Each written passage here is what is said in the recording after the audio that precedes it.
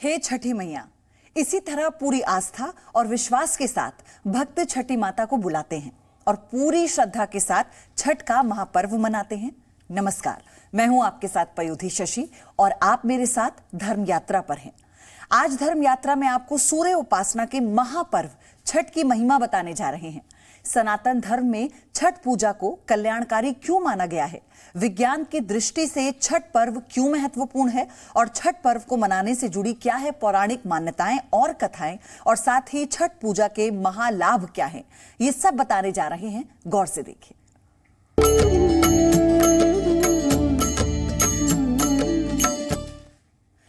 छठ पर्व की महिमा अपरंपार है। छठ पूजा के लाभ अनंत हैं, पर छठ पूजा करना थोड़ा कठिन भी है। 4 दिन का उपवास, कठिन पूजा विधि और भक्तों का अपने आराध्य से अटूट विश्वास, यही तो है छठ पूजा। छठ पूजा में शुद्धता और स्वच्छता का बहुत ख्याल रखना होता है। तो आप कैसे करें छठ पर्व की तैयारी, क्या है छठ पूजा का मुहूर्त और क्या है छठ पर्व करने के नियम, चलिए ये बताते हैं।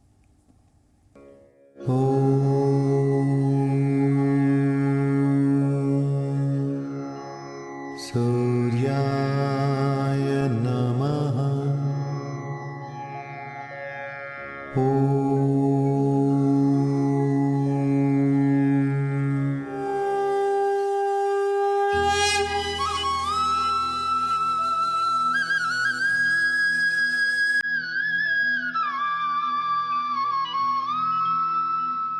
लोक आस्था का महान पर्व छठ।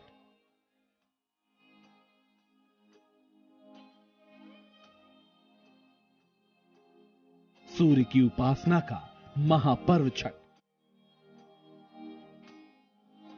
सूर्य देव की आराधना से होगा कल्याण।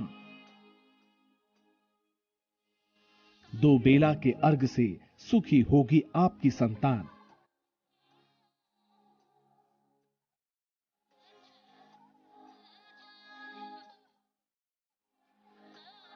सूर्य कृपा से मिलेगी तरक्की, बढ़ेगा मान सम्मान।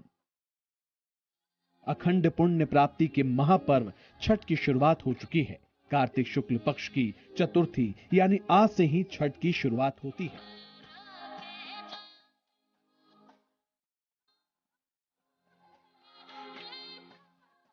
छठ का पहला दिन नहाए खाए के रूप में मनाया जाता है। छठ पूजा में पहले दिन की पूजा और आराधना से पहले कई तरह की तैयारियां जरूरी होती हैं। तो कैसे करें छठ पूजा की तैयारी, आज देखिए। घर से तामसिक आहारों को सबसे पहले हटा दें। घर की अच्छी तरह से साफ सफाई करके उसे पवित्र करें। आज से सात्विकता का पूरा ध्यान रखें।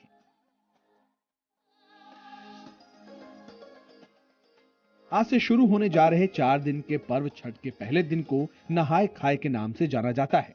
तो नहाए खाए के दिन क्या करें, चलिए सबसे पहले आपको यही बताते हैं। इस दिन से व्रती और घर के सभी लोग स्वच्छता का और शुद्धता का ध्यान रखें। व्रती नदी या शुद्ध जल से स्नान करके नए वस्त्र पहने। इस दिन माथे पर पीला सिंदूर जरूर लगाएं। सूर्य देव की उपासना करें। इसके बाद छठ पूजा के प्रसाद की तैयारी करें। चना दाल, कद्दू की सब्जी, साग और पके हुए चावल का प्रसाद बनाएं। इस दिन बनने वाले प्रसाद में घी और सेंधा नमक का प्रयोग जरूर करें। पूरा प्रसाद मिट्टी के चूल्हे पर ही बनाएं। व्रती के साथ साथ घर के अन्य लोग भी यही भोजन करें।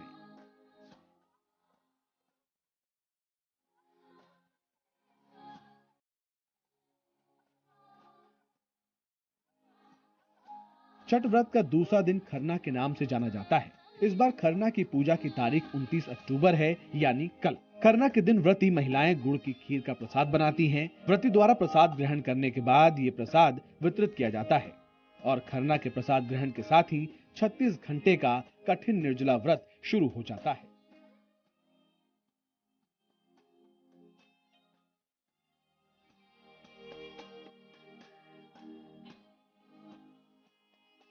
कहते हैं उगते सूरज को सभी सलाम करते हैं, पर छठ पूजा के इस पावन पर्व में डूबते सूर्य को भी अर्घ देने का महत्व है। कहते हैं अस्ताचलगामी सूर्य को अर्घ देने से कई जन्मों के पापों का नाश हो जाता है और जीवन में सौभाग्य आता है। तो आइए आपको बताते हैं पहले दिन के अर्घ को कल्याणकारी और प्रभावशाली क्यों माना जाता है। छठ का पहला अर्घ षष्ठी तिथि को दिया जाता है। इस बार छठ का पहला अर्घ 30 अक्टूबर को दिया जाएगा। ये अर्घ अस्ताचलगामी सूर्य को दिया जाता है। इस समय जल में दूध डालकर सूर्य की अंतिम किरण को अर्घ दिया जाता है। अस्ताचलगामी सूर्य अपनी दूसरी पत्नी प्रत्युषा के साथ रहते हैं, इसलिए पहला अर्घ यानी शाम का अर्घ सूर्य की पत्नी प्रत्युषा को दिया जाता है, जो तुरंत प्रभावशाली होता है। संध्या समय अर्घ देने के कुछ विशेष तरह के लाभ होते हैं। सूर्य 3 समय विशेष प्रभावशाली होता है, सुबह, दोपहर और शाम। शाम के समय सूर्य आराधना से आर्थिक संपन्नता आती है। इससे नेत्र ज्योति बढ़ती है और लंबी आयु का वरदान मिलता है। इस समय का अर्घ विद्यार्थी भी दे सकते हैं, जिससे उनको शिक्षा में लाभ होता है। जो लोग अस्ताचलगामी सूर्य की उपासना करते हैं, उन्हें प्रातः काल की उपासना भी जरूर करनी चाहिए।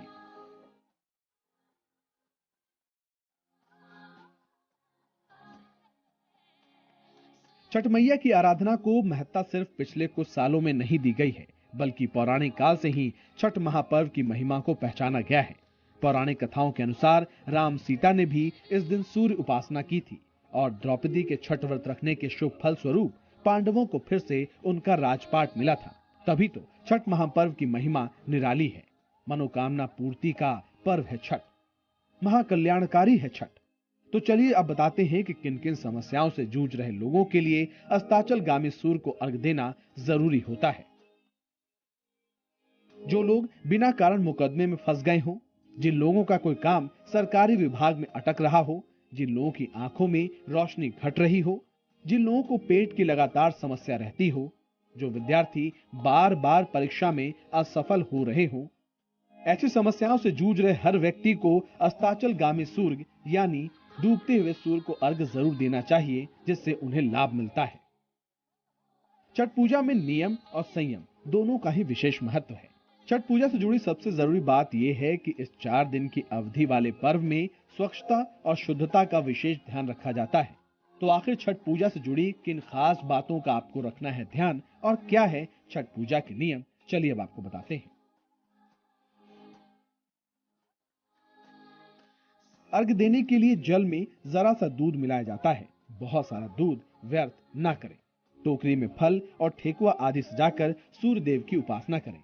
उपासना और अर्घ के बाद आपकी जो भी मनोकामना है उसी पूरी करने की प्रार्थना करें।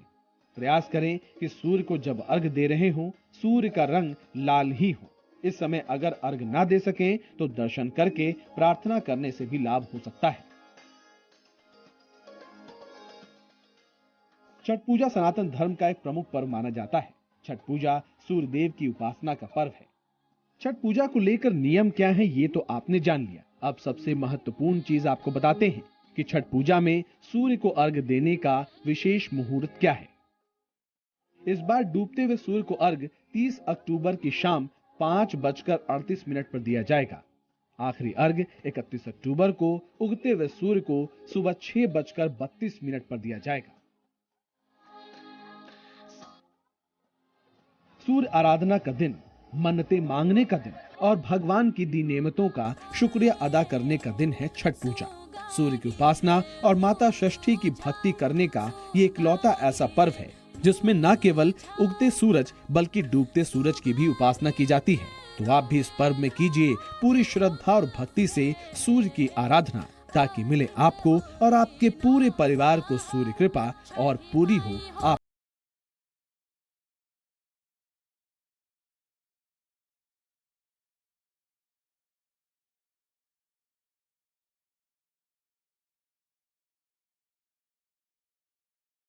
छठ पर्व में डूबते सूर्य को अर्घ दिया जाता है, तो ठीक अगले दिन ही उगते सूर्य की उपासना की जाती है। छठ के अंतिम दिन का क्या है पूजन विधि, किस नियम से होती है छठ के अंतिम दिन की पूजा, किस विधि से छठ के प्रसाद को ग्रहण करना होता है लाभकारी, और कैसे बिना व्रत किए आप उठा सकते हैं छठ पर्व का लाभ, इसे विस्तार से समझाते हैं, गौर से देखिएगा।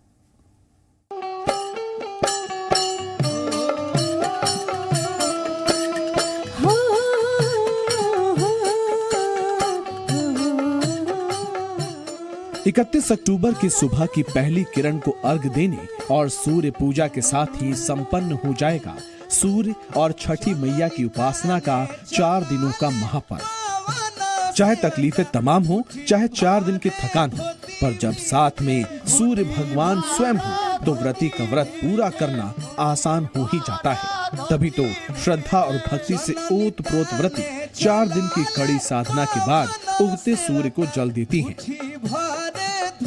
मानता है कि छठ व्रत की सुबह सूर्य को अर्घ देने से मन की हर कामना पूरी हो जाती है और दूर हो जाते हैं जीवन के सारे कष्ट।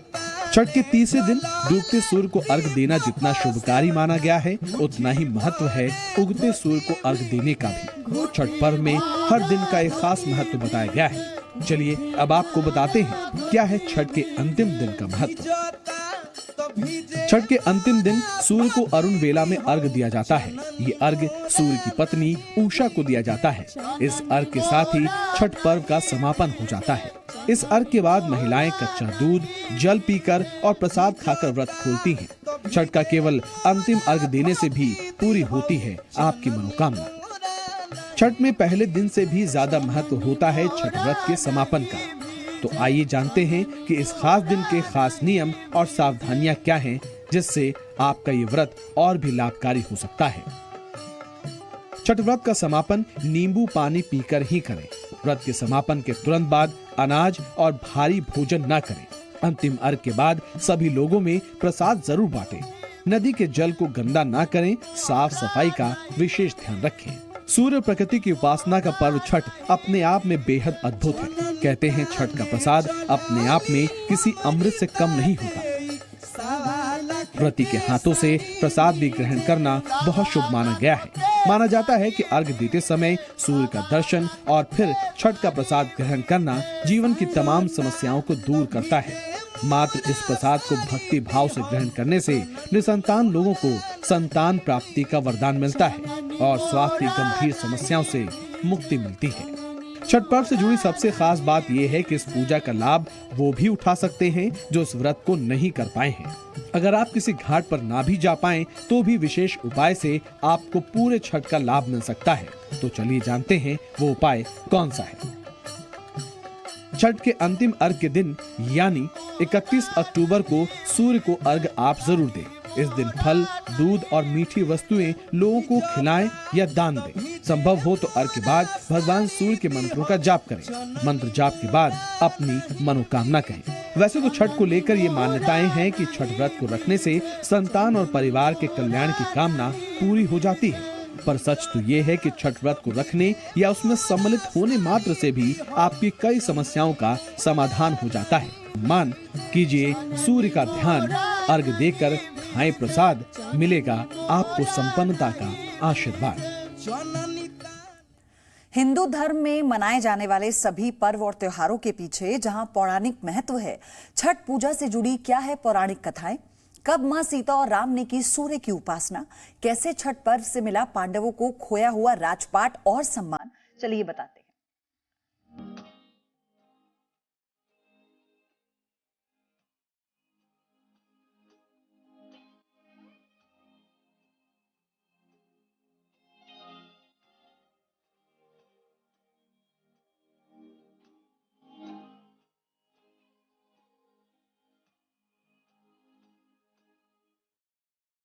भगवान सूर्य ऐसे देवता हैं जिनके साक्षात दर्शन संभव हैं। ऐसे में सूर्य साधना के लिए छठ एक ऐसा मौका है जब आराध्य और भक्त आमने सामने होते हैं। सूर्य देव में आस्था रखने वाले व्रती लंबे उपवास के साथ न सिर्फ व्रत का संकल्प उठाते हैं, बल्कि वो इस बात को लेकर आश्वस्त भी होते हैं कि उनकी पूजा का फल मिलेगा ही मिलेगा। तभी तो इसे लोक आस्था का पर्व भी कहा जाता है। हिंदू धर्म में हर त्योहार को मनाने के पीछे एक पौराणिक महत्व और कथाएं भी होती हैं। आस्था के महापर्व छठ पूजा के पीछे भी कई पौराणिक कथाएं प्रचलित हैं। छठ पर्व का पुरातन संबंध रामायण काल से मिलता है। कहा जाता है कि भगवान श्री राम और मां सीता ने रामराज की स्थापना के लिए छठ पूजन किया था। जी हाँ, मान्यता के मुताबिक लंका विजय के बाद भगवान श्री राम अयोध्या वापस लौटे थे। श्री राम और माता सीता ने रामराज की स्थापना करने की योजना बनाई।